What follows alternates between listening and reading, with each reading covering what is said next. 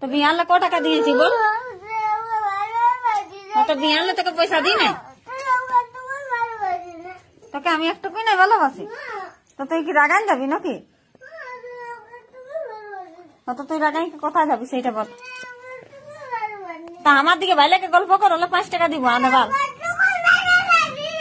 তাহলে পয়সাটি ধর না। হ্যাঁ বললে ধর ধর ধর ধর শোনা ধর। কি নিবি বল? কি বিস্কুট? Cream biscuit.